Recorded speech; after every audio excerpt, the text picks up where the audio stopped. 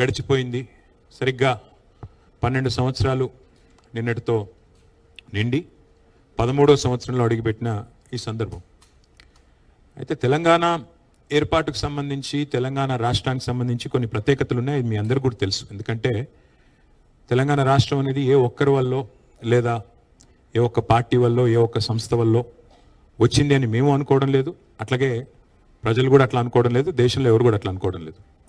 మా జర్నలిస్ట్ సోదరులు కూడా ఆనాడు మాతో పాటు తెలంగాణ జర్నలిస్ట్ ఫోరం పేరిట మీరు కూడా మాతో పాటు కదం దొక్కిన వాళ్ళు, మీరు కూడా మాతో పాటు కలిసి నడిచిన వాళ్ళు, యాజమాన్యాల లైన్లు ఎట్లా ఉన్నా మా లైన్ మాత్రం తెలంగాణ అని చెప్పి పోరాటం చేసిన ప్రతి కలం వీరుడికి కూడా ఈ ప్రెస్ క్లబ్ ద్వారా హృదయపూర్వకంగా వారికి తెలంగాణ వ్యాప్తంగా ఉన్న మా జర్నలిస్ట్ సోదరులందరికీ కూడా హృదయపూర్వకంగా నేను వారికి కూడా ధన్యవాదాలు తెలియజేస్తాను. సరే, రాష్ట్రం ఏర్పడి ఒక పుష్కరం అయింది. మరి మా పార్టీ 25 ఏళ్ల ప్రస్థానాన్ని కూడా పూర్తి చేసుకున్నది. స్వరాష్ట్ర ఆవిర్భావ సంబురాలను జరుపుకుంటున్న ఈ సందర్భంలో మరి ఈ ప్రాంత స్వాతంత్ర్యం కోసం, ఈ ప్రాంతం ఒక రాష్ట్రంగా ఏర్పడడం కోసం జరిగిన పోరాటాలను, త్యాగాలను కూడా మనం స్మరించుకోవాల్సిన బాధ్యత మన మీద ఉంటుంది. ఎందుకంటే ఇదేదో ఆషామాషిగా వచ్చిన రాష్ట్రం కాదు. ఎన్నో పోరాటాలతో, ఎన్నో త్యాగాలతో, ఎన్నో రకాల బలిదానాలతో ఏర్పడ్డ రాష్ట్రం తప్ప ఆషామాషిగా వచ్చిన రాష్ట్రం, ఏదో రొటీన్గా వచ్చిన రాష్ట్రం అంతకంటే కాదు.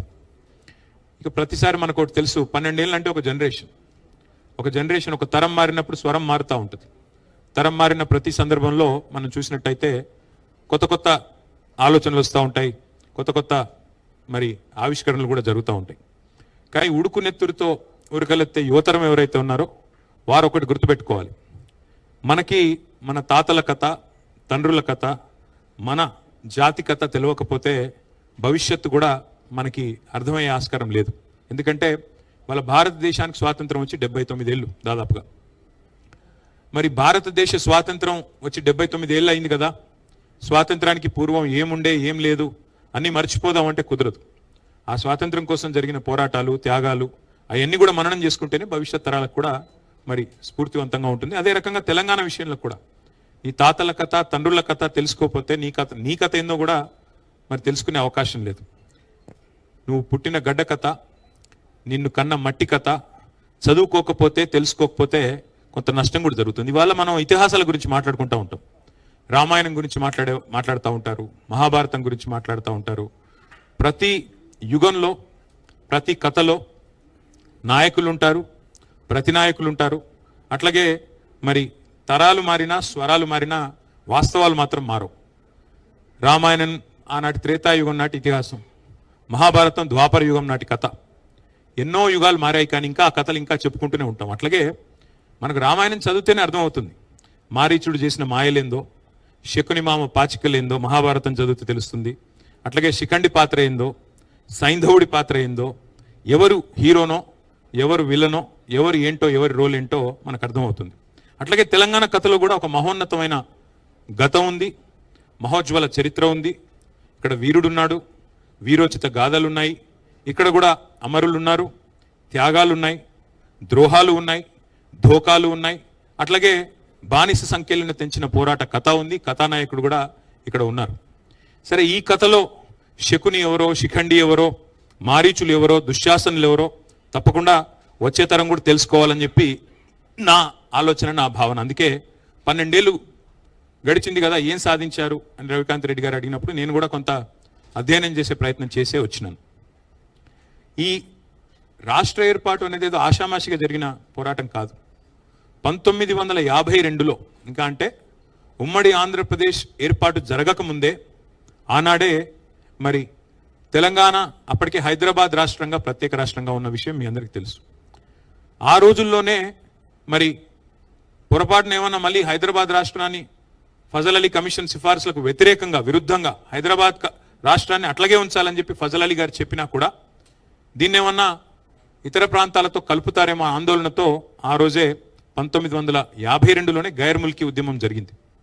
ఆ రోజే అప్పుడున్న కాంగ్రెస్ ప్రభుత్వం భారతదేశంలో ఆనాడే తుపాకీల మూతతో 6గురిని బలిగొన్నది ఇదే హైదరాబాద్లోని ఆర్ట్స్ అండ్ సైన్స్ కాలేజ్ దగ్గర. 6గురు కాదు, 7గురిని బలిగొన్న విలన్ కాంగ్రెస్ పార్టీ. అట్లాగే 1956లో ప్రజల అభీష్టానికి వ్యతిరేకంగా బలవంతపు పెళ్లి చేసి ఆంధ్ర తెలంగాణ కలిపింది కూడా కాంగ్రెస్ అనే ఒక విలనే, కాంగ్రెస్ పార్టీనే. అందులో ఏమాత్రం అనుమాత్రం కూడా ఏమి అనుమానం ఎవరికి అవసరం లేదు. ఉన్న తెలంగాణను ఊడగొట్టింది కాంగ్రెస్ పార్టీనే, చాలామంది బలి చేసింది కూడా కాంగ్రెస్ పార్టీనే. అట్లాగే 52 తర్వాత మరి చాలా అప్పుడు జెంటిల్మెన్స్ అగ్రిమెంట్ అని, ఇంకా పెద్ద మనుషుల ఒప్పందాల పేరిట, ఇంకా ఇతరత్ర కొన్ని మరి ఉపశమనాల పేరిట కొంతకాలం వ్యవహారం నడిచింది. కానీ సరిగ్గా 12 ఏళ్లలోనే 1956లో ఉమ్మడి ఆంధ్రప్రదేశ్ ఏర్పడితే 1968 నాటికే తొలి దఫా తెలంగాణ ఉద్యమం ట్రిగర్ అయింది, ప్రారంభమైంది. మరి ఆనాడు విద్యార్థులు, ఉద్యోగులు వాళ్ళే సారథులై వాళ్ళే నడిపించారు తప్ప రాజకీయ నాయకత్వం అందులో మొదలు లేదు. 68 నుంచి 71 వరకు ఉద్యమం జరిగితే 370 మంది పిల్లల్ని బలిగొన్నది కాంగ్రెస్ పార్టీ. ఆ రోజున్న కాంగ్రెస్ పార్టీ కర్కశంగా 370 మంది పిల్లల మీద తుపాకుల తూటాలు జరిపి చివరికి 370 మంది చనిపోవడానికి కారణం అంటే దానికి కూడా ముమ్మాటికి కారణం కాంగ్రెస్ పార్టీనే. అట్లాగే 71లో జరిగిన ఎన్నికల్లో, పార్లమెంట్ ఎన్నికల్లో 14 పార్లమెంట్ స్థానాలకు కాను 11 పార్లమెంట్ స్థానాలు, ఆ రోజుల్లో 11 స్థానాలు తెలంగాణ ప్రజాసమితి బ్యానర్ మీద 11 స్థానాలు ఇచ్చి ఆ పార్టీ, కొత్త పార్టీకి మాకు తెలంగాణ కావాలి అని ఆకాంక్షను 52లో ఎట్లా అయితే చెప్పారో, 68లో ఎట్లా అయితే చెప్పారో, 71లో కూడా ప్రజలు నిర్ద్వందంగా చెప్పారు. దేశ ప్రభుత్వానికి, కేంద్రంలో ఉన్న ప్రభుత్వానికి చెప్పారు, అయ్యా మా తెలంగాణ మాకు ఇవ్వండి అని చెప్తే కూడా దాని కర్కశంగా ఉద్యమాన్ని అణిచివేసింది కూడా ఆనాడు అప్పుడున్న కాంగ్రెస్ అధినాయకత్వం, కాంగ్రెస్ పార్టీనే. అట్లాగే మళ్ళీ 2001లో గులాబీ జెండా ఎగిరిన తర్వాత కేసీఆర్ గారు మరి పార్టీ పెట్టిన తర్వాత, టీఆర్ఎస్ అనే పార్టీ పెట్టిన తర్వాత 2004లో మా దగ్గరకు వచ్చి పొత్తు పెట్టుకొని తెలంగాణ మనోభావాలను మేము గౌరవిస్తామని చెప్పి, రాష్ట్రం ఇస్తామని చెప్పి మరి ఎన్నికల ఎజెండాలో పెట్టి, అట్లాగే తర్వాత కామన్ మినిమం ప్రోగ్రాంలో పెట్టి భారత రాష్ట్రపతితో చెప్పించి 10 ఏళ్ల పాటు మమ్మల్ని కాల్చుక తిన్నది తెలంగాణను. అల్టిమేట్గా 100,000 మంది పిల్లలు ప్రాణాలు కోల్పోవడానికి కారణం ఎవరైనా ఉన్నారంటే ఖచ్చితంగా తెలంగాణ కథలో నంబర్ 1 విలన్ కాంగ్రెస్ పార్టీ. అందులో ఎవరికి ఎలాంటి అనుమానం కూడా అవసరమే లేదు. కానీ వాస్తవం ఏమి? సరే, కాంగ్రెస్ 2004లో మాటిచ్చి 14 దాకా నెరవేర్చకపోయినా పోరాటాలు ఆగలేదు. పెద్దలు కేసీఆర్ గారి నాయకత్వంలో 10 ఏళ్ల పాటు మరి 4 నుంచి 14 దాకా కొట్లాడినాం. అంతకంటే ముందు 4 ఏళ్ల పాటు కూడా పోరాటం చేసినాం. కాబట్టే ఫైనల్గా జూన్ 2, 2014 నాడు తెలంగాణ రాష్ట్రం ఏర్పాటు జరిగింది. సరే, జూన్ 2 ఎట్లా వచ్చింది అంటే దాని వెనకాల నవంబర్ 29 ఉన్నది. నవంబర్ 29 రోజు కేసీఆర్ గారు కేసీఆర్ సచ్చుడో తెలంగాణ వచ్చుడో అని మొండిగా కూర్చోపోతే, కేసీఆర్ శవయాత్రనో తెలంగాణ జైత్రయాత్రనో అని కూర్చోపోతే ఇవాళ తెలంగాణ రాష్ట్రము లేదు. ఇక్కడ మనకు కూర్చొని మాట్లాడుకోవడానికి పుష్కర కాలం తర్వాత సందర్భం కూడా వచ్చే ప్రసక్తే లేదు. ఒక మొండితనం, ఒక సంకల్పం, ఉక్కు సంకల్పం ఉన్న నాయకుడు కేసీఆర్ గారు. ఇక్కడ అందరూ మీరు జర్నలిస్టులు, విఘ్నులు, పెద్దలు, రాజకీయాలను ఎప్పటి నుంచో చూస్తున్న వాళ్ళు, అవపోసన పట్టిన వాళ్ళు కూడా ఉన్నారు. నేను మిమ్మల్ని సూటిగా ఒకటే అడుగుతా ఉన్నా, భారతదేశ సమకాలీన రాజకీయాల్లో మీరు ఒక్క రాజకీయ నాయకుని చూపెట్టండి నాకు. 2001లో పార్టీ పెట్టినప్పుడు సమాజంలో, ప్రజల్లో ఉన్న ఒక అపనమ్మకాన్ని, అవిశ్వాసాన్ని, విశ్వాస లేమిని తొలగించడానికి నేను గనక ఎత్తిన జెండా దించితే నన్ను రాళ్లతో కొట్టి చంపే అధికారం మీకు ఇస్తున్నా అన్న ఒక్క రాజకీయ నాయకుని భారతదేశంలో మీరు నాకు దయచేసి చూపెట్టండి. అలాంటి సాహసం సామాన్యమైన సాహసం కాదు. ఆ మాట అనడానికి కూడా గుండె ధైర్యం కావాలి. అట్లాగే నేను హైదరాబాద్ నుండి బయలుదేరిపోతున్నా, ఆంధ్రప్రదేశ్ నుంచి బయలుదేరిపోతున్నా, మళ్ళీ తిరిగి తెలంగాణలోనే కాలు పెడతా అని చెప్పాలంటే కూడా గుండె ధైర్యం కావాలి, ఖలేజా కావాలి. అట్లాగే కేసీఆర్ సచ్చుడో తెలంగాణ వచ్చుడో, కేసీఆర్ శవయాత్రనా తెలంగాణ జైత్రయాత్రనా అని చెప్పాలంటే గుండె ధైర్యం కావాలి. అందుకే కేసీఆర్ గారు ఆ రోజు, ఇవాళ రియర్ వ్యూ మిర్రర్లో అన్ని క్లియర్గానే కనబడతాయి. ఇవాళ రాష్ట్రం ఏర్పడ్డ తర్వాత 12 ఏళ్ల తర్వాత ఎవరు పడితే వాళ్ళు ఏది పడితే అది మాట్లాడచ్చు. కానీ ఆ రోజు, ఆ నిమిషానికి, ఆ క్షణంలో ఉండే ఉద్విగ్నభరితమైన పరిస్థితుల్లో మరి కేసీఆర్ గారి సాహసం, ఆయనకి మొత్తం తెలంగాణ సమాజం అండగా నిలబడ్డ పద్ధతి, కేసీఆర్ గారితో పాటు మరి ఆనాడు తెలంగాణ సమాజం మొత్తం కులాలకు, మతాలకు అతీతంగా నిలబడ్డ పద్ధతి ఏదైతే ఉందో, అల్టిమేట్గా మనం చూసినట్టయితే దానివల్లనే ఇవాళ తెలంగాణ రాష్ట్రం సాకారం అయ్యింది అనేది నిర్వివాదం. సరే, కాంగ్రెస్ పార్టీ మేము ఇచ్చాము అని చెప్పుకోవచ్చు. ఇవ్వక తప్పని అనివార్యత సృష్టించింది తెలంగాణ ప్రజాశక్తి. తెలంగాణలోని ప్రజా కదలికలు, ప్రజా బాహుల్యం ఇస్తావా చస్తావా అని చెప్పి కాంగ్రెస్ మెడ మీద కత్తి పెట్టకపోతే తెలంగాణ వచ్చే సమస్య లేదు. ఇది వాస్తవం, మీకు తెలుసు, నాకు తెలుసు.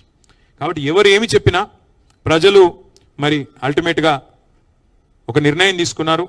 ఏ నాయకుడి నాయకత్వంలో అయితే తెలంగాణ సాధించుకున్నామో ఆ నాయకుడి చేతుల్లోనే తెలంగాణ ఉంటే భద్రంగా ఉంటుందని చెప్పి 2014 మరి జూన్ 2 ఆ రోజు మీకు తెలుసు బ్రహ్మాండంగా కేసీఆర్ గారి నాయకత్వంలో కొత్త రాష్ట్రం ఏర్పడింది, కొత్త ప్రభుత్వం కూడా కొలువు తీరింది.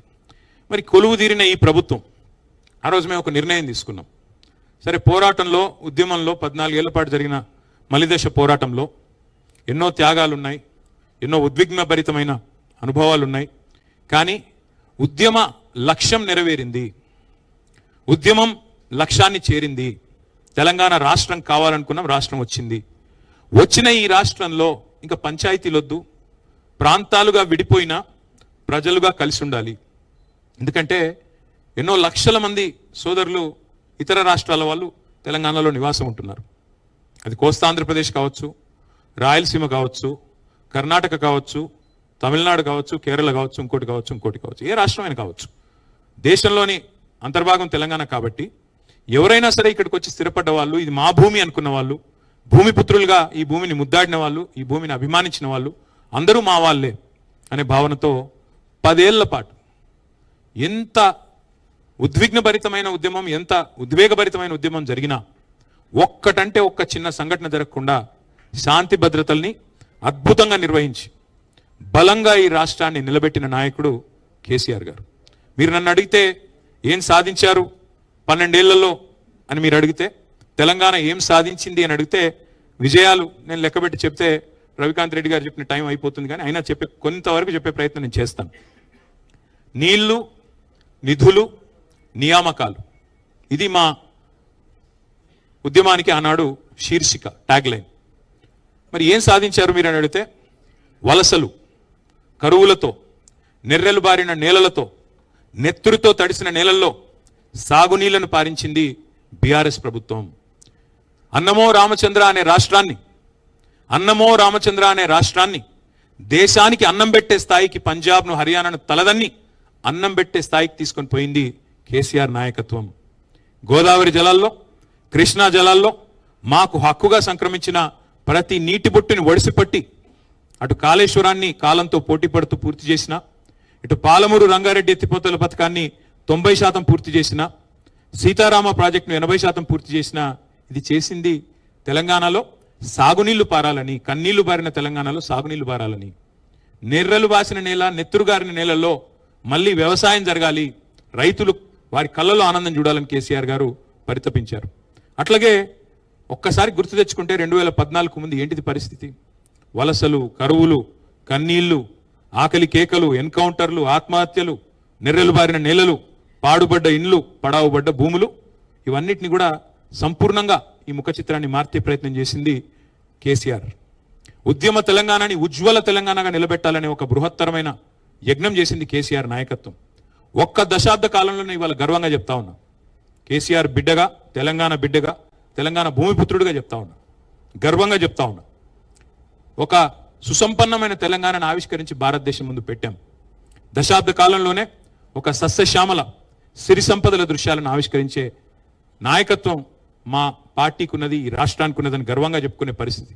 మాకు అన్నిటికన్నా ఆనందం కలిగించే ఒక సందర్భం ఏమంటే, మీకు నాయకత్వ పటిమ ఉందా తెలంగాణలో, అసలు ఆ నాయకత్వ కెపాసిటీ ఉందా అని చాలామంది అడిగేటోళ్ళు మమ్మల్ని ఉద్యమ సమయంలో. కానీ కేసీఆర్ గారి నాయకత్వం చూసిన తర్వాత మాకు కూడా ఇట్లాంటి ముఖ్యమంత్రి ఉంటే బాగుండు అని ఎవరైతే మీకు నాయకత్వ పటిమ ఉందా అని అడిగిన వాళ్ళ నోటెంబడే మాకు కూడా ఇలాంటి నాయకుడు ఉంటే బాగుండు అనే మాట అనిపించగలిగామంటే that is KCR, that is BRS, that is Telangana. అట్లాగే 1-2 కాదు, ఏమేమిటి నుంచి విముక్తి పొందినాము? నల్లగొండ జిల్లా ఫ్లోరైడ్తో తల్లడిల్లిన జిల్లా, లక్షల మంది బొక్కలు వంకరపోయిన జిల్లా. అంతకుముందు పరిపాలించిన గొప్ప గొప్ప పాలకుల వల్ల, పక్కన కృష్ణానది ఉన్నా కనీసం నీళ్ళు ఇవ్వలేని అసమర్థత వల్ల బొక్కల్లో మూలుగు చచ్చిపోయిన జిల్లా నల్లగొండ జిల్లా. అట్లాంటి నల్లగొండ జిల్లాకి శాశ్వతంగా ఫ్లోరోసిస్ అనే దరిద్రం నుంచి విముక్తి ప్రసాదించింది కేసీఆర్ గారి నాయకత్వం, మిషన్ భగీరథ అనే కార్యక్రమం ద్వారా. మగ్గాల మీద మరణ మృదంగం మోగేది తెలంగాణలో. సిరిసిల్ల కావచ్చు, జమ్మికుంట కావచ్చు, గద్వాల కావచ్చు, పోచంపల్లి. ఇవాళ దాని నుంచి విముక్తి ఇవ్వగలిగాం కేసీఆర్ గారి నాయకత్వంలో. రైతుల ఆత్మహత్యల్లో మహారాష్ట్ర, తెలంగాణ టాప్లో ఉండేది భారతదేశంలో. అట్లాంటి పరిస్థితి నుంచి చివరికి టైమ్స్ ఆఫ్ ఇండియా అనే పత్రిక రాసింది, lowest suicides in the entire country, farmer suicides Telangana అని చెప్పే పరిస్థితి తీసుకొచ్చింది కేసీఆర్ గారి నాయకత్వం. అట్లాగే ఏం విప్లవాలు సాధించారు, మీరు ఏం సాధించారు విజయాలు అంటే, దేశానికి అన్నం పెట్టే స్థాయికి పోయాం కదా. పంజాబ్ను, హర్యానాను తలదన్ని దేశానికి అన్నపూర్ణగా మారింది కదా. ఒక కరువు ప్రాంతం, నీళ్లు లేక తల్లడిల్లిన ప్రాంతం, అంతకంటే గొప్ప విజయం ఏముంటుంది. అట్లాగే కరెంట్ అనేది ఉండేదే కాదు తెలంగాణలో. ఉచిత కరెంట్ అని కాంగ్రెస్ ఏదైతే పెట్టిందో ఉత్త కరెంటే, అది కరెంట్ ఉంటే కదా ఉచిత కరెంటు. అలాంటి ఉత్త కరెంటు పరిస్థితి నుంచి 24 గంటలు వ్యవసాయానికి ఉచితంగా ఇచ్చిన ఒకే ఒక్క నాయకుడు భారతదేశంలో ఈ రోజుకి. 79 ఏళ్ల స్వాతంత్ర భారతదేశంలో ఒక్కడే పార్టీ, ఒక్కడే నాయకుడు, రైతుకి 24 గంటలు ఉచితంగా కరెంట్ ఇచ్చిన నాయకుడు కేసీఆర్. అది తెలంగాణ. ఇది విజయం కాదా? రైతు బంధు లాంటి పథకం, రైతుల దగ్గర డబ్బులు తీసుకున్న ప్రభుత్వాలు ఎన్నో ఉన్నాయి, భూమి శిస్తు, నీటి తీరువ. కానీ ఒక భూమిపుత్రుడుగా, ఒక రైతు బిడ్డగా, రైతు కష్టం తెలిసిన బిడ్డగా, రైతుగా కేసీఆర్ గారు రైతు బంధు అనే ఒక విప్లవాత్మకమైన పథకాన్ని తీసుకొచ్చారు. మేము అది ఎన్నికల్లో హామీ కూడా ఇవ్వలేదు. మేము ఎకరానికి 10,000 రూపాయలు ఇచ్చి 72 లక్షల మంది రైతుల ఖాతాల్లో 73,000 కోట్ల రూపాయలు వేసిన ఒకే ఒక్క నాయకుడు భారతదేశంలో కేసీఆర్. అంటే ఇదేదో లాభం ఆశించో ఇంకోటో కాదు. We work with a passion. తెలంగాణని మేము ఒక ప్యాషనేట్ జాబ్గా, ఒక టాస్క్గా తీసుకున్నాం తప్ప, ఒక బాధ్యతగా తీసుకున్నాం తప్ప, అధికారాన్ని ఒక ఆలంబనగా తీసుకుని ఏదో చేద్దాం అనే ప్రయత్నం మేము ఎన్నడూ చేయలేదు. ఇంకొక మాటలో చెప్పాలంటే, నీళ్లు, నిధులు, నియామకాలు, నిధుల విషయానికి వస్తే, మేము బాధ్యత తీసుకున్నాడు తెలంగాణ యొక్క తలసరి ఆదాయం, భారతదేశంలో తెలంగాణ యొక్క తలసరి ఆదాయం 94,000 రూపాయలు. మేము బాధ్యతల నుంచి ర్యాంక్ 12, భారతదేశంలో నెంబర్ 12 ర్యాంక్ పర్ క్యాపిటల్ ఇన్కంలో మేము బాధ్యత తీసుకున్నాడు. మేము బాధ్యత నుంచి వైదొలిగిన నాడు డిసెంబర్ 3, 2023లో తెలంగాణ యొక్క ర్యాంక్ నెంబర్ 1, 3,47,000 రూపాయల తలసరి ఆదాయంతో భారతదేశంలోనే అగ్రభాగాన్ని నిలబెట్టింది కేసీఆర్ గారి నాయకత్వం, బీఆర్ఎస్ నాయకత్వం. మేము బాధ్యత తీసుకున్న నాడు gross state domestic product GSDP 4.5 లక్షల కోట్లుంటే మేము దిగిపోయే నాడు 15 లక్షల కోట్లు. మధ్యలో కరోనా వచ్చింది 2 ఏళ్ళు, అయినా ఎక్కడా కూడా ఆగలేదు. ఒక అమోఘమైన ఆర్థిక విప్లవాన్ని సృష్టించింది కేసీఆర్ నాయకత్వం. 200 ఉన్న గురుకుల పాఠశాలల్ని 1022 గురుకులాలకు తీసుకెళ్లింది కేసీఆర్ గారి నాయకత్వం. 6.5 లక్షల మంది పిల్లలకి విద్యా బుద్ధులు, ఎస్సీ, ఎస్టీ, బీసీ, మైనారిటీ పిల్లలు, చదువుకి దూరంగా ఉన్న వర్గాల పిల్లలకి మరి ఒక్కొక్క విద్యార్థి మీద 1,20,000 రూపాయలు ఖర్చు పెట్టి ఐఐటీల్లో, ఐఐఎంలో, ఎన్ఐటీల్లో, టాప్ ఇంజనీరింగ్ కాలేజీలలో, టాప్ మెడికల్ కాలేజీలలో సీట్లు వచ్చే విధంగా చేసింది కేసీఆర్ గారి నాయకత్వం, బీఆర్ఎస్ నాయకత్వం. అట్లాగే భారతదేశంలోనే ఒకే ఒక్క రాష్ట్రం, ప్రతి జిల్లాలో 33 జిల్లాలు ఉంటే 33 జిల్లాల్లో ఒక్కొక్క జిల్లాలో ప్రభుత్వ మెడికల్ కాలేజు, అదే జిల్లాలో ప్రభుత్వ నర్సింగ్ కాలేజ్ ఉన్న ఒకే ఒక్క రాష్ట్రం తెలంగాణ. తెలంగాణ ఏర్పడక ముందు మొత్తం తెలంగాణ ప్రాంతంలో ఉన్నది 5 మెడికల్ కాలేజీలు. అందులో స్వాతంత్రం రాకపూర్వమే ఉన్నది ఉస్మానియా, గాంధీ. తర్వాత వచ్చింది కేవలం కాకతీయ, రిమ్స్, నిజామాబాద్లో వచ్చిన ఇంకో యూనివర్సిటీ, తెలంగాణ యూనివర్సిటీ. కానీ కేసీఆర్ గారి నాయకత్వంలో ఇవాళ ఒక తెల్లకోటు విప్లవాన్ని సృష్టించింది తెలంగాణ ప్రభుత్వం. ప్రతి జిల్లాలో ఒక మెడికల్ కాలేజ్, ఈ దేశంలో ఎక్కడా లేదు. కేసీఆర్ కిట్తో మాతా శిశు మరణాలు తగ్గించాం. ఇన్లాండ్ ఫిషరీస్లో జనరల్గా చేపల పెంపకం, రొయ్యల పెంపకం అంటే అంతా కోస్తాంధ్ర అనుకుంటారు. కానీ ఇన్లాండ్ ఫిషరీస్లో number 1 state in the country Telangana under KCR.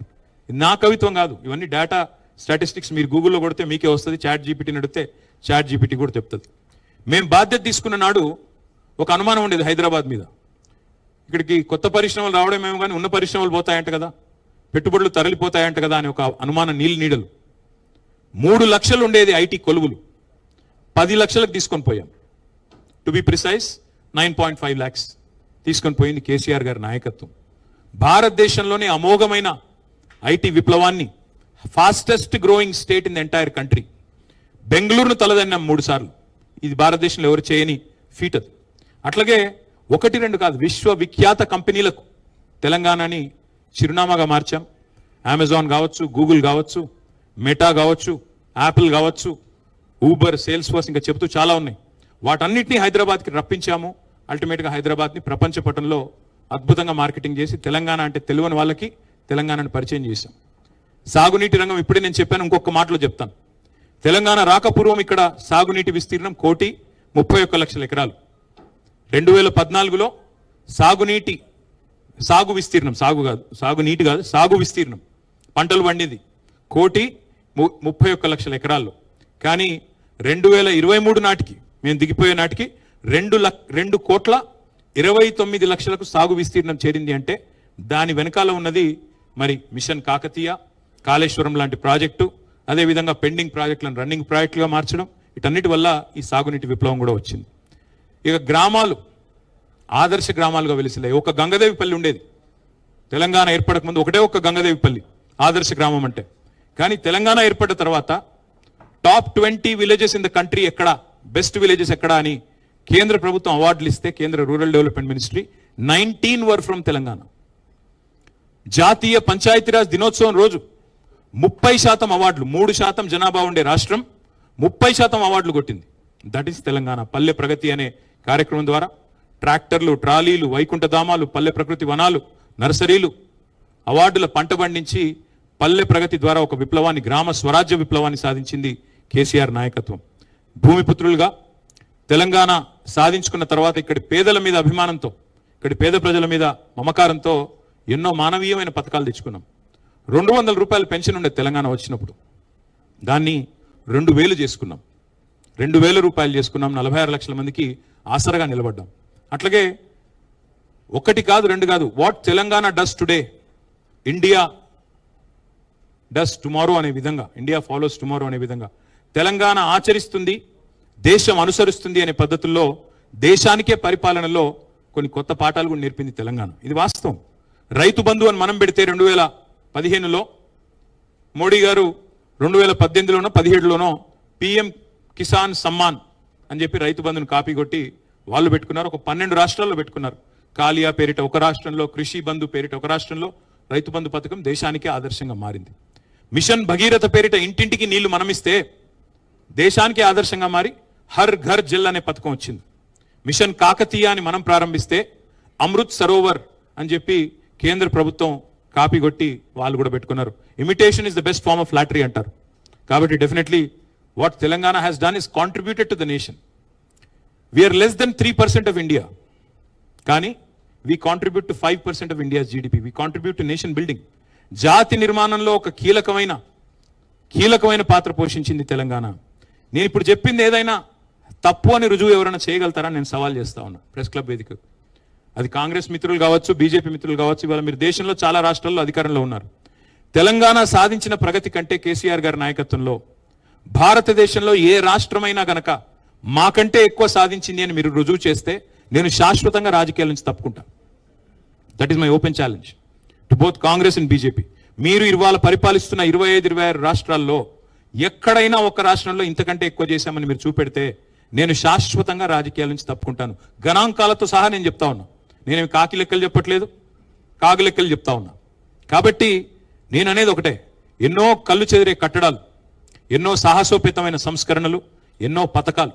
ఒక మాటలో చెప్పాలి, తెలంగాణ ఏం చేసింది 10 ఏళ్ళు కేసీఆర్ గారి నాయకత్వంలో అంటే ఒక సమగ్ర, సమీకృత, సమతుల్య, బ్యాలెన్స్డ్, ఇంటిగ్రేటెడ్ అండ్ హోలిస్టిక్ అప్రోచ్తో అన్ని వర్గాలను కలిపి నడిపింది తెలంగాణ.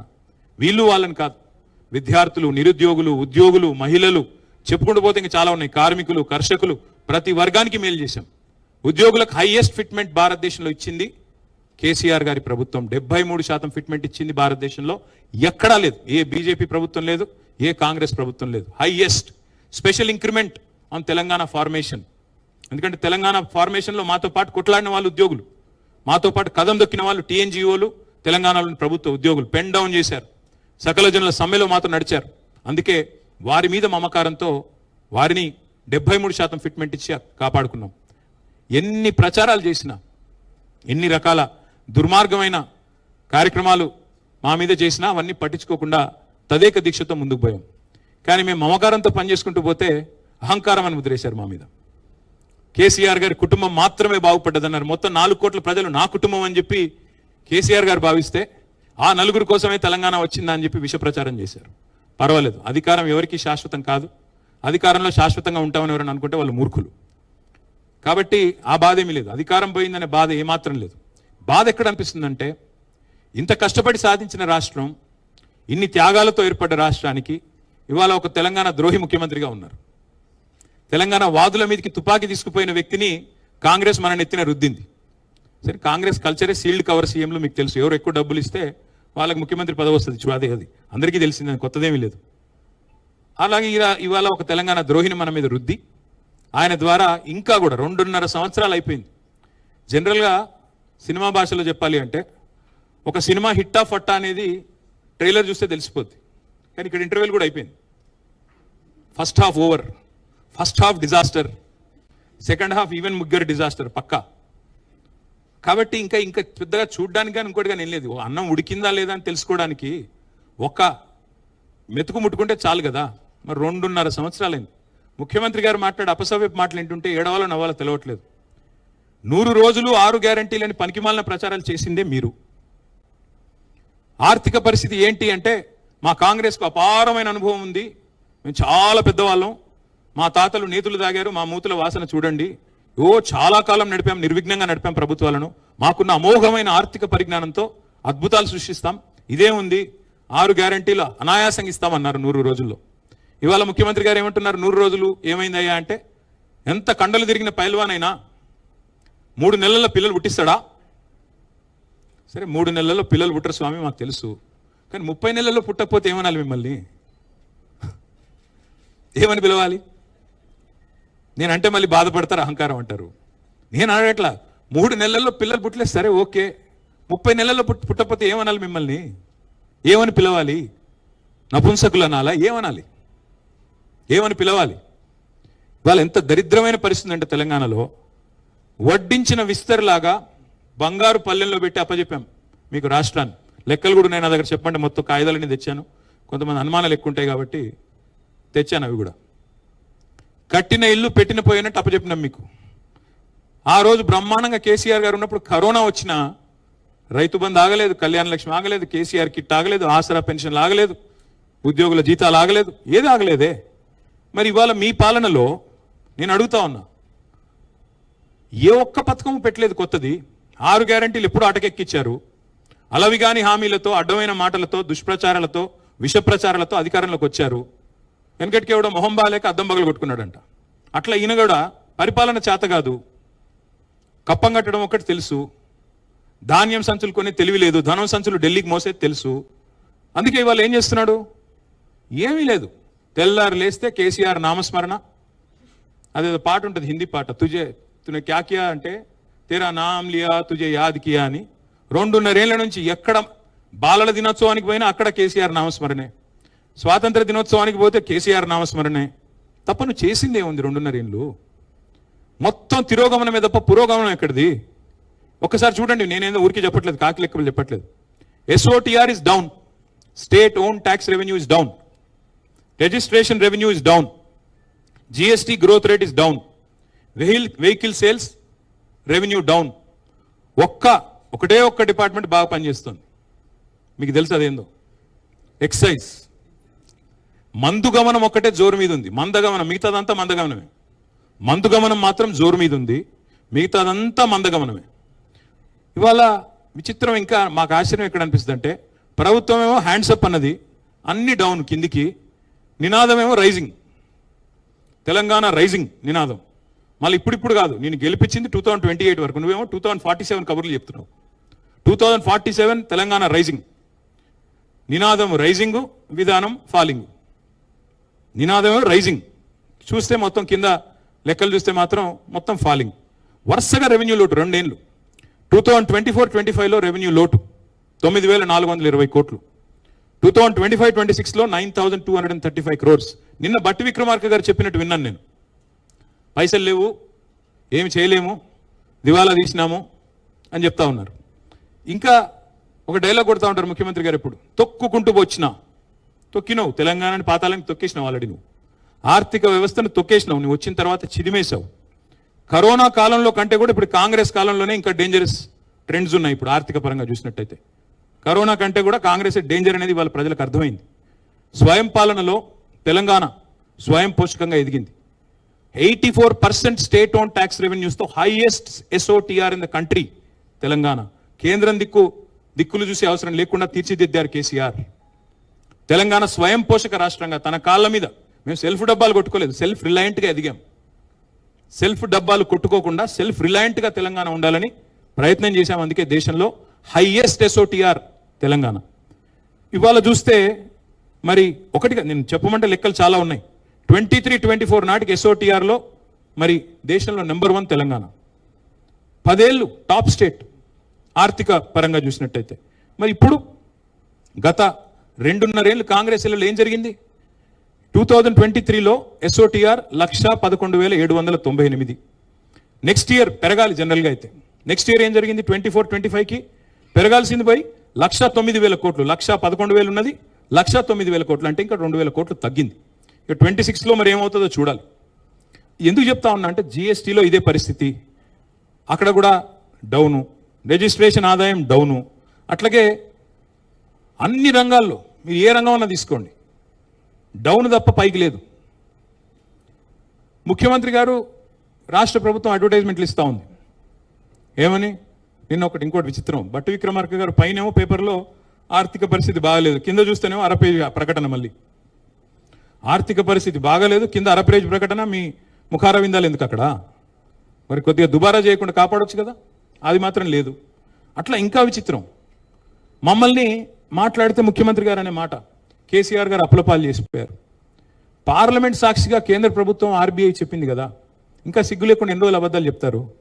ఒక మంత్రి గారేమో 6 లక్షల కోట్ల అప్పు అంటాడు, ఇంకొక ఆయన 8 లక్షల కోట్ల అప్పు అంటాడు, ఇంకొక ఆయన 10 లక్షల కోట్ల అప్పు అంటాడు. వాళ్ళ నోరికి ఎంత వస్తే అంత మొక్కాల.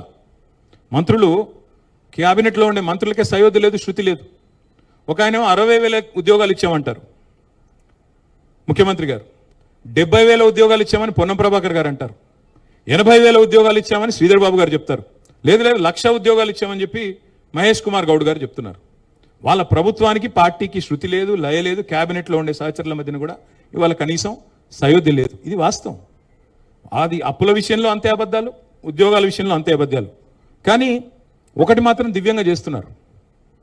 మేము మొత్తం 10 ఏళ్లలో 9.5 ఏళ్లలో చేసిన అప్పు 2.8 lakh crores, 2,80,000 కోట్లు. ఇది నా లెక్క కాదు, RBI లెక్క, కేంద్ర ప్రభుత్వం పార్లమెంట్లో చెప్పిన లెక్క. తెలంగాణ రాష్ట్రం ఏర్పడ్డ నాడు 72,000 కోట్ల అప్పుతో మన ప్రయాణం ప్రారంభమైంది. వారసత్వంగా మాకు సంక్రమించింది 72,000 కోట్ల అప్పు. మేము దిగిపోయినాడు 3,50,000 కోట్ల అప్పు. అంటే మేము చేసింది మధ్యలో పాత అప్పులు కట్టంగా, కొత్త అప్పులు తేయంగా, నికరంగా చూస్తే మేము చేసింది 2,80,000 కోట్ల అప్పు. 9.5 ఏళ్లలో మేము చేసింది సంవత్సరానికి 30-35,000 కోట్ల చొప్పున. మా అప్పు 2,80,000 కోట్లు. మరి ఏం చేసాము అప్పు చేసి? ఒక కాళేశ్వరం ప్రాజెక్టు కట్టాం 1,00,000 కోట్లతో. ఒక పాలమూరు రంగారెడ్డి ఎత్తిపోతల పథకాన్ని 30,000 కోట్లతో 90% పూర్తి చేశాం. సీతారామ ప్రాజెక్టు 80% పూర్తి చేశాం. అట్లాగే 73,000 కోట్లు రైతుల ఖాతాల్లో వేశాం. జిల్లాకు ఒక మెడికల్ కాలేజీ పెట్టాం. అస్తవ్యస్తంగా ఉన్న కరెంటు సరఫరాని దివ్యంగా చేసి, మా మిర్యాలగూడ మాజీ ఎమ్మెల్యే భాస్కర్ గారు ఇక్కడే ఉన్నారు, దామెరచెర్లలో భారతదేశంలోనే అతిపెద్దదైన అల్ట్రా మెగా పవర్ ప్రాజెక్టు 35,000 కోట్ల రూపాయలతో కట్టాం. ఏం చేశారు కేసీఆర్ అప్పు చేసి అంటే 15 లక్షల మంది ఆడపిల్లల పెళ్లిళ్ళు చేశారు, కళ్యాణ లక్ష్మి షాదీ ముబారక్ ఇచ్చి. 15 లక్షల మంది పిల్లలకి కేసీఆర్ కిట్లు ఇచ్చారు, 1000 గురుకుల పాఠశాలలు పెట్టారు, ప్రతి జిల్లాలో కలెక్టరేట్ కట్టారు, ప్రతి జిల్లాలో SP ఆఫీస్ కట్టారు, కొత్త జిల్లాలు, కొత్త మండలాలు, కొత్త రెవెన్యూ డివిజన్లు, కొత్త మున్సిపాలిటీలు, తాండాలు, పంచాయతీలు, ఇవన్నీ చేసిండు కేసీఆర్. నేను అడుగుతా ఉన్నా రేవంత్ రెడ్డి గారిని, అప్పులు చేయడంలో మాత్రం ఇవాళ రేవంత్ రెడ్డి గారి ప్రభుత్వం కొత్త రికార్డులు సృష్టిస్తున్నది. 50% టైం అయింది రేవంత్ రెడ్డి గారి ప్రభుత్వానికి. 4 లక్షల కోట్ల అప్పు చేసింది ఇప్పటికి. మేము మొత్తం 9.5 ఏళ్లలో చేసిన అప్పు 2,80,000 కోట్లు అయితే రేవంత్ రెడ్డి గారి ప్రభుత్వం ఇప్పటికి చేసిన అప్పు 4 లక్షల కోట్లు 2.5 ఏళ్లలో. ఏం చేశారు మరి? 4 లక్షల కోట్ల అప్పు చేసి రైతు బంధు ఇచ్చావా? యూరియా ఇచ్చావా? 4,000 పెన్షన్ అన్నావు 100 రోజుల్లో ఇచ్చినావా? మహిళలకు 2,500 ఇస్తాను ఇచ్చావా? దివ్యాంగులకు 6,000 అన్నావు ఇచ్చావా? నిరుద్యోగులకు 4,000 భృతి అన్నావు ఇచ్చినావా? 2 లక్షల ఉద్యోగాలు మొదటి సంవత్సరంలో ఇస్తా అన్నావు ఇచ్చావా? ఏదీ లేదు. ఇంకోటి ఇంకా విచిత్రమైన విషయం, అప్పులు బ్రహ్మాండంగా చేస్తున్నారు, రెండో వైపు పరిమితికి మీరి అప్పులు చేస్తున్నారు. ఇంకా విచిత్రమైన విషయం, ల్యాండ్ ఆక్షన్లు బ్రహ్మాండంగా జరుగుతున్నాయని ప్రకటనలు. 234 కోట్లకు 35 కోట్లకు ఎకరం పోయిందని చెప్తున్నారు. మరి ఆ డబ్బులన్నీ ఎక్కడ పోతున్నాయి? ఆ డబ్బులతో ఎందుకు నువ్వు చెప్పిన గ్యారంటీలు, 420 హామీలు, 13 డిక్లరేషన్లు ఎందుకు అమలు చేయవు? ఎక్కడ పోతున్నాయి డబ్బులన్నీ? 4 లక్షల కోట్ల డబ్బులు. ఉద్యోగులకు పిఆర్సీ ఇవ్వవు, పెన్షనర్లకు రిటైర్మెంట్ బెనిఫిట్లు ఇవ్వవు, పోనీ మా జర్నలిస్టులకు ఇంటి స్థలాలు ఇవ్వవు. అన్నీ నువ్వే కదా ఇచ్చిన హామీలు. ఏది అమలు చేయలేదు ఇప్పటివరకు. ఏ ఒక్కటి మీరు ఇచ్చింది 420 హామీల్లో. ఇవాళ ఈ రోజుకి మీరు చూస్తే, అప్పుల పరంగా చూస్తే, ఈ ఏడాది లక్ష్యం తెలంగాణ ప్రభుత్వం 55,000 కోట్ల అప్పు. కానీ ఇప్పటికే 78,000 కోట్లు తెచ్చారు. అంటే 23,000 కోట్లు ఎక్స్ట్రా అప్పు తెచ్చారు ఆల్రెడీ. ఇది నా లెక్కలు కాదు. మీరు కావాలంటే దీన్ని you can hold me to scrutiny, you can call any of the financial experts, మీరు పిలవండి, నేను కూడా వస్తాను. ఇవన్నీ కూడా కాగ్ ఆడిటెడ్ లెక్కలు. ఇంకా దరిద్రమైన పరిస్థితి ఏంటంటే, నాకు ఇక్కడ కాగ్ది కూడా సమాచారం ఉంది, మీకు ఇస్తాను కావాలంటే. I leave the entire set with press club, you can cross check me. ఎంత పచ్చి అబద్ధాలు ముఖ్యమంత్రి డిప్యూటీ సీఎం చెప్తున్నారంటే, మీరు తెచ్చిన అప్పుకు మిత్తిలు కట్టడానికి సరిపోతుంది అంటాడు. నేను ఎంత కడుతున్నారా అని చెప్పి కాగ్ లెక్కలు తీసిన. నెలకు 2,000 కోట్లకు మించి ఎన్నడూ కట్టలేదు. 2,000, 2,500 కోట్లు యావరేజ్గా. కానీ చెప్పేది ఎట్లా చెప్తున్నారు? నెలకు 6,000 కోట్లు. థ్యాంక్ యూ రమేష్ భాయ్. నెలకు 6,000 కోట్లు అని అబద్ధాలు, పచ్చి అబద్ధాలు. 6,500 కోట్లని కాగి చెప్పేది ఒకటి, ఈ కాకి లెక్కలు ఒకటి, వీళ్ళవి కాంగ్రెస్ లెక్కలు ఒకటి. ఇంకా నేను చెప్పాలంటే చాలా ఉంది, కానీ నేను ఎక్కువ ఇంకా ఈ లెక్కల జోలికి పోను. కానీ ఒకటి మాత్రం పక్కా, ఇవాళ తెలంగాణకు మళ్ళీ ముప్పు పొంచి ఉంది. కాంగ్రెసు ఇవాళ ఎట్లా తయారైందంటే, ఈ రాష్ట్రంలో మోడీ గారు తానా అంటే వీళ్ళు తందానా అంటున్నారు. మా మెడ మీద కత్తి పెట్టి ఆనాడు మీరు మోటార్లకు మీటర్లు పెడతారా, సస్తారా, లేకపోతే 30,000 కోట్ల లోను మేము ఇవ్వము, FRBM లిమిట్స్ పెంచము అంటే కేసీఆర్ గారు అది వదులుకున్నారు. కానీ ఇవాళ రేవంత్ రెడ్డి గారి ప్రభుత్వం RDSS అనే స్కీమ్లో చేరింది. చేరడం వల్ల ఏం చెప్తుంది ఇప్పుడు వాళ్ళు? మేము పెట్టము మోటార్లకు మీటర్లని ముఖ్యమంత్రి గారు పైకి చెప్తున్నారు. కానీ ఏం చెప్తున్నారు? ట్రాన్స్ఫార్మర్లకు పెడతామని చెప్తున్నారు. ఈ రాష్ట్రంలో ఈరోజు 5 లక్షల ట్రాన్స్ఫార్మర్లు ఉన్నాయి, 30 లక్షల మోటార్లు ఉన్నాయి, వ్యవసాయ మోటార్లు నేను చెప్పేది. అంటే ప్రతి ట్రాన్స్ఫార్మర్ కింద 6 మోటార్లు ఉన్నాయి. ఇవాళ 6 మోటార్లకు 1 మీటర్ పెడతా అని చెప్తున్నాడు రేవంత్ రెడ్డి. రేపు కొద్ది కాలం పోతే 6 మోటార్లకు కాదు 3 మోటార్లకు అంటాడు. ఆ తర్వాత మోటార్కో మీటర్ పెడతా అంటాడు. ఎందుకంటే ఈయన మాటలు ఎవరు నమ్ముతారు? చివరి గింజ ధాన్యం కొంటా అన్నాడు, చివరి దాకా ప్రతి చివరి గింజ కొంటా అన్నాడు. తొలి గింజనే కొనలేదు కదా నువ్వు సరిగ్గా. 6 కాలం కష్టపడి రైతులు పండిస్తే 60 రోజులు ధాన్యం కొనుగోలు కేంద్రాల్లో ఇవాళ దిక్కులు చూడాల్సిన పరిస్థితి ఈ రాష్ట్రంలో. కళ్ళకద్దుకుని ధాన్యం కొనే ప్రభుత్వాన్ని వదులుకొని ఇవాళ కాళ్ళు పట్టుకున్నా ధాన్యం కొన అంటున్న ప్రభుత్వాన్ని తెచ్చుకున్నాం ఈ తెలంగాణలో. అందుకే ముప్పు పొంచి ఉంది అంటున్నా. మోటార్లకి మీటర్లు పెట్టే ప్రభుత్వం రైతు డిస్కమ్ అట. రైతు డిస్కమ్ ఏంది అసలు? భారతదేశంలో ఎక్కడ లేని రైతు డిస్కమ్ ఇక్కడ ఎందుకండి? కేసీఆర్ గారు ఏ రైతు డిస్కమ్ పెట్టకుండా 24 గంటల ఉచిత కరెంట్ ఇవ్వలేదా? రైతులకి నాణ్యమైన కరెంట్ ఇవ్వలేదా? వ్యవసాయ మరి దిగుబడులు ఇబ్బడి ముబ్బడిగా పెరగలేదా? భారతదేశంలో నెంబర్ 1 తెలంగాణ కాలేదా? మరి మాకు అవసరం లేని, మాకు అక్కరకు రాని రైతు డిస్కమ్ నేను ఎవడడిగాడు? ఏ రైతు దరఖాస్తు ఇచ్చాడు? ఎందుకు పెట్టావు? ఇది రైతుల్లో అనుమానాలు రావా? నువ్వు మోటార్లకు మీటర్లు పెట్టే బ్యాచ్ అని పక్కా తెలుసు రైతులకి. ఎందుకంటే మోడీ గారు ఏమంటే నువ్వు చేస్తావు. పైన మోడీ ప్రభుత్వం, ఇక్కడ జోడీ ప్రభుత్వం, ఇద్దరు కలిసే ఉన్నారు, కలిసికట్టుగా నడుస్తున్నారు. అలా అనుమానం కూడా అక్కర్లేదు. 100% నేను చెప్తున్నా, తెలంగాణ రైతులు పారా హుషార్, తస్మాత్ జాగ్రత్త. ఈ దుర్మార్గులు చెప్పింది చేయరు, చేసింది చెప్పరు. చెప్పారు కదా రైతు డిక్లరేషన్లో కౌలు రైతులకు రైతు బంధు ఇస్తానని ఇచ్చిండా? రైతు కూలీలకు ఇందిరమ్మ ఆత్మీయ భరోసా అన్నాడు, ఇచ్చిండా? రైతు భరోసా 15,000 ఇస్తానని ఇచ్చిండా? 2 లక్షల రుణమాఫీ చేసిండా? ఏది చేసిండే నేను మాట నమ్ముతారు మీరు? అందుకే నేను అంటున్నా ముప్పు పొంచే ఉన్నది. నేను మాత్రం ఒకటే చెప్పదలుచుకున్నా చివరికి ముగించే ముందు. మా పార్టీకి మొన్ననే 25 సంవత్సరాల నుండి 26 సంవత్సరాలు అడుగుపెట్టాం. అట్లాగే తెలంగాణ 12 ఏళ్ళు నుండి 13 సంవత్సరాలు అడుగుపెట్టింది. ఉర్రూతలూగించిన 14 ఏళ్ల ఉద్యమాన్ని చూశాం. అభివృద్ధి పరవళ్ళు తొక్కిన ఒక 9.5 ఏళ్ల అధికార ప్రస్థానాన్ని చూశాం. గత 2.5 సంవత్సరాలుగా ప్రభుత్వాన్ని ప్రశ్నిస్తూ, నిలదీస్తూ మరి ప్రతిపక్ష పాత్ర కూడా మీరు చూశారు. ఈ 25 వసంతాలు పూర్తి చేసుకోవడం అంటే మామూలు విషయం కాదు ఒక రాజకీయ పార్టీకి. తెలుగు నేలలో 2 పార్టీలకు మాత్రమే ఆ ఫీటు ఇప్పటికి సాధ్యపడింది. ఒకటి ఎన్టీ రామారావు గారు స్థాపించిన తెలుగుదేశం పార్టీ ఇప్పుడు 40 ఏళ్ళు నిండింది అనుకుంటా, 42-43 ఏళ్ళు నిండింది అనుకుంటా. మా పార్టీ 25 ఏళ్ళు నిండింది. జగన్మోహన్ రెడ్డి గారి పార్టీ కూడా 12 10 ఏళ్ళు అయినట్టుంది. 25 ఏళ్ళు నిలదొక్కున్నది మాత్రం ఈ 2 పార్టీలు. ఎన్టీ రామారావు గారు స్థాపించిన టీడీపీ, కేసీఆర్ గారు స్థాపించిన టీఆర్ఎస్, నాటి టీఆర్ఎస్ నేటి బీఆర్ఎస్. ఇవాళ ఈ ఇంటి పార్టీని గుండెల్లో పెట్టుకొని అభిమానిస్తున్న, ఆదరిస్తూ మమ్మల్ని కంటికి రెప్పలాగా కాపాడుకుంటున్న తెలంగాణలోని ప్రతి సోదరికి సోదరుడికి హృదయపూర్వకంగా వారికి నా ధన్యవాదాలు. అట్లాగే ఒక అనితర సాధ్యమైన ఉద్యమాన్ని నిర్మాణం చేయడమే కాకుండా ఆ ఉద్యమం లక్ష్యం చేరుకోవడం, అల్టిమేట్గా రాష్ట్రం సాకారం కావడం, సాకారమైన ఆ రాష్ట్రానికి నాయకత్వం వహించే ఓ మహద్భాగ్యం మాకు కలగడం, ఇవన్నీ కూడా చాలా చాలా మనసు నిండా ఆనందాన్ని నింపే మరి ఒక ప్రస్థానం. కానీ సరే, మధ్యలో ఎత్తుపల్లాలు ఉంటాయి, మధ్యలో ఎదురు దెబ్బలు ఉంటాయి, ఒడిదుడుకులు ఉంటాయి, ఆటుపోట్లు ఉంటాయి. కానీ మా నాయకుడు చెప్పేది ఒకటే, కేసీఆర్ గారు, విజయం లభించినప్పుడు పొంగిపోకూడదు, ఓటమి వచ్చినప్పుడు కుంగిపోకూడదు అని చెప్తారు. అందుకే వారిచ్చిన ధైర్యంతో, వారిచ్చిన సాహసంతో ముందుకు పోతా ఉన్నాం. మిగతా రాజకీయ పార్టీలకి పాలిటిక్స్ అంటే ఒక గేమ్, మాకు మాత్రం ఒక టాస్క్. అందుకే ఆ టాస్క్ని ఏ పాత్రలో ఉన్నా ప్రజలే కేంద్ర బిందువుగా, వారి సమస్యల పరిష్కారమే ప్రధాన ఇతివృత్తంగా ముందుకు పోతా ఉన్నాం. మరి ఈ మధ్యకాలంలో జరిగిన కొన్ని ఎన్నికల్లో కూడా పార్టీ మంచి ఫలితాలే సాధించింది. రేపటి రోజున కూడా నేను ఒకటే చెప్తా ఉన్నా,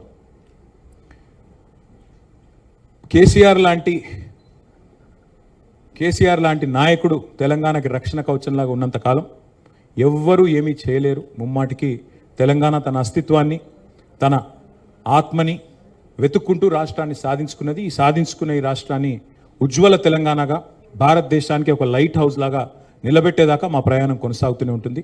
ప్రెస్ క్లబ్కి, మిత్రులకి నాకు ఈ అవకాశం ఇచ్చినందుకు హృదయపూర్వకంగా వారికి ధన్యవాదాలు, నమస్కారాలు. Thank you, sir. Mr. KTR spoke with lots of agony from his party's perspective, but we have to see whether people will accept his charges against the government. So since he's in a bit of negative mood, also about the media, saying that, media has been a bit negative about the party, and so would like to start make his mood a little bit more positive and energetic. Let's take a question from a young lady here who want to ask a question. Ravikant. Are you from the media? Ravikant. Just a minute, yeah. Just a minute, ma'am. First, let me, yeah.